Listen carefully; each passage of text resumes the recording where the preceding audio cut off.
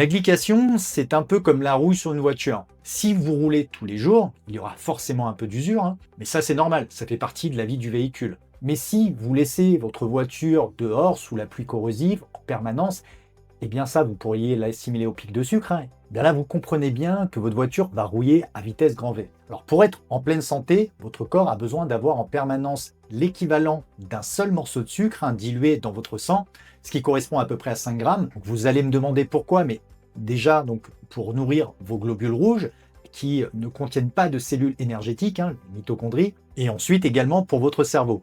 Car même s'il peut fonctionner avec ce qu'on appelle des corps cétoniques, il aura besoin d'un peu de glucose. Et volontairement, je ne parlerai pas dans cette vidéo de cétoadaptation, c'est un gros sujet qui mériterait lui aussi une vidéo. Maintenant, revenons sur notre viande grillée du début. Manger ces protéines caramélisées dans votre poêle ne va pas directement faire monter votre HbA1c. Mais par contre, les AGES ingérés vont créer une inflammation systémique massive. Et face à cette inflammation, vos cellules vont se défendre et vont fermer leurs portes. Donc l'insuline n'arrivera plus à faire entrer le sucre dans vos muscles et donc cela va participer à la résistance à l'insuline. Donc la résistance à l'insuline n'est que le moment où vos cellules deviennent sourdes au signal de l'insuline et ce qui aura pour conséquence de faire stagner le sucre dans le sang. Et ce sucre stagnant va littéralement faire paniquer le pancréas qui en réponse va produire encore et encore plus d'insuline. Et il faut bien comprendre que l'insuline chroniquement haute est elle-même hautement inflammatoire. Donc, vous entrez dans un cercle vicieux où le sucre s'accumule dans le sang,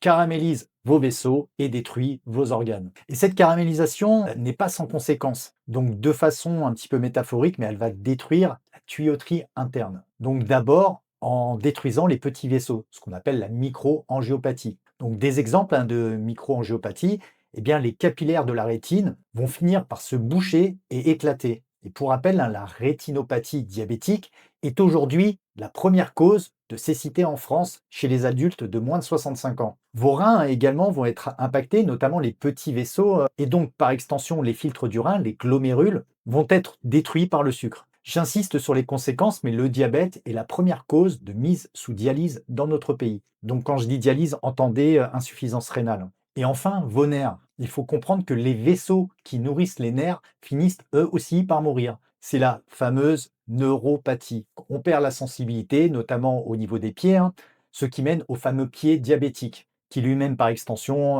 amènera aux amputations. Alors oui, je vous l'accorde, c'est pas très gai, d'où on va le voir de maintenir une glycémie dans la norme. Ensuite, je voulais vous parler de la macroangiopathie, donc les grosses artères.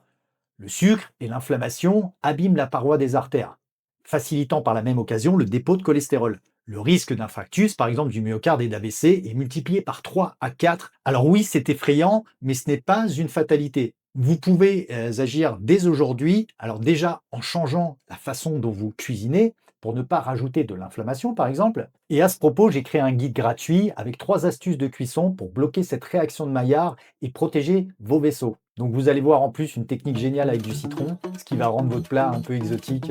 Et donc en cadeau, le lien, je vous le mets dans la description. Donc vous l'avez bien compris, réduire l'inflammation de la cuisson est la première étape. Mais pour lisser votre glycémie et inverser cette résistance à l'insuline, il faut comprendre le sucre que vous mangez. On entend souvent dire qu'il faut diaboliser le sucre, mais de l'autre côté, moi je suis en train de vous expliquer qu'on en a besoin pour vivre. En tout cas, on sait que le corps a besoin de glucose. Mais attention, est-ce que tous les sucres ont le même impact sur cette caramélisation? Et est-ce que par exemple le fructose naturel d'un fruit réagit comme le sucre blanc, qui lui pour le coup serait industriel? Et donc, comment réagit votre foie? La réponse va totalement changer votre façon de faire vos courses et on voit ça en détail dans la prochaine vidéo.